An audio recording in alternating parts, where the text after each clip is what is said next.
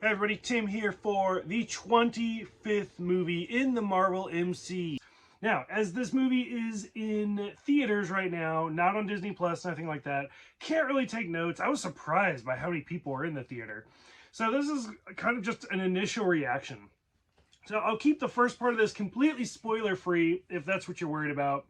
And then once I do start talking about the spoilers and what I thought about it, I'll let you know. So, as far as just an initial reaction, what did I think? I liked it. I did think it was really good.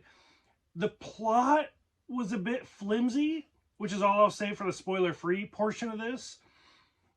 But the action scenes were great, the comedy was great, and I did really kind of enjoy the story, especially as it's a new character as far as the MCU is considered.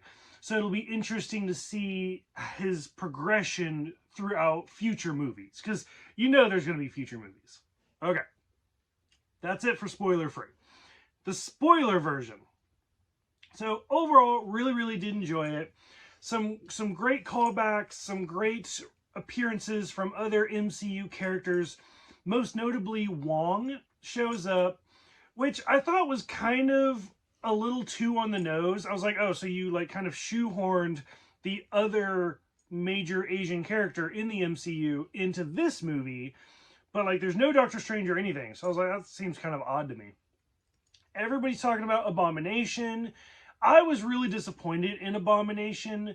Like, I get it, they kind of tweaked his design, but to the point where some people are saying it's not even him. So I don't know if MCU has actually like said without a doubt 100% that it is Abomination. I didn't even look at it in the credits. That's my fault. But I was like, like I wish he would have talked or said something, because I mean he spoke in the Hulk movie. So for him to just kind of growl and walk around, that was kind of disappointing. Also from the trailer, my own fault. When the first trailer came out, you see Shang like looking at a dragon, and I was like, oh my god, that's Fing Fang Foom. It has to be. And then when you actually watch the movie, you realize like, no, it's really not. And so I was like, it did kind of throw me off guard a little bit, but still, it was awesome to see the dragon. Which, by the way, his name in general, like this entire time, I have said Shang-Chi. So I loved how, for people like me, they spent like a good 5 minutes just like, this is how you say it. Nope, that's wrong. This is how you say it. And I loved that. That was really important to me. Now, as far as the Mandarin goes, I thought they did a really good job of just kind of retconning it and bringing him back into the MCU. Now, if you go all the way back to the very first movie, Iron Man, in 2008, you can see the 10 rings in the background. And I remember as far back as when Iron Man 3 came out and they did their own kind of Mandarin. And I was like, you know, like it makes sense how they did it. They went with more of like the natural theme, because magic wasn't in the MCU at that point. And as soon as Doctor Strange came out, I was like, oh my god, now we can actually do the Mandarin with the 10 rings and it'll be great. So they didn't. they definitely went their own way. The short All Hail the King, which if you haven't seen that, is fantastic. It's really well done. And so that kind of brings back Ben Kingsley's character of Trevor. And it's funny because he's in jail, and even like Justin Hammer like makes an appearance. So it's a great little short, like back when they were really promoting the Blu-rays, stuff like that. And so to bring back Trevor for this movie was really enjoyable, and I kind of got all a little giddy because I like Ben Kingsley. And then to see, which by the way, like I can already tell you within the next couple months, like Morris is going to be everywhere. You just already know it.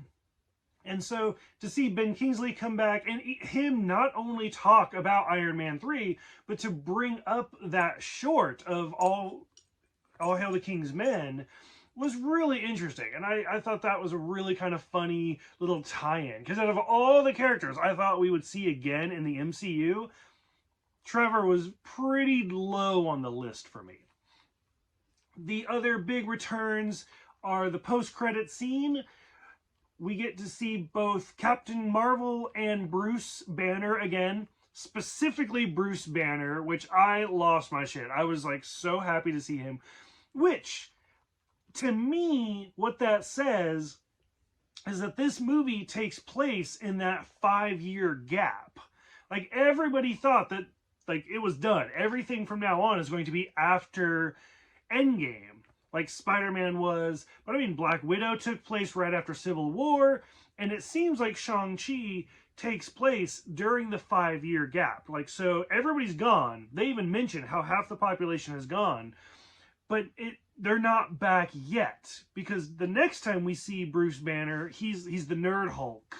So that really surprised me, which also brings up the question, like, if they know who Shang-Chi is and if he has these 10 rings, where the fuck is he during Endgame? So I don't know how they're going to do this. Maybe I'm completely wrong and he has just regressed from the Hulk that we saw in Endgame after his snap back to Bruce Banner. Maybe that's what they're doing. I don't know. But it definitely leaves a lot of questions on where Shang-Chi is at this point. In that same scene, we also see them talking about where do the 10 rings come from.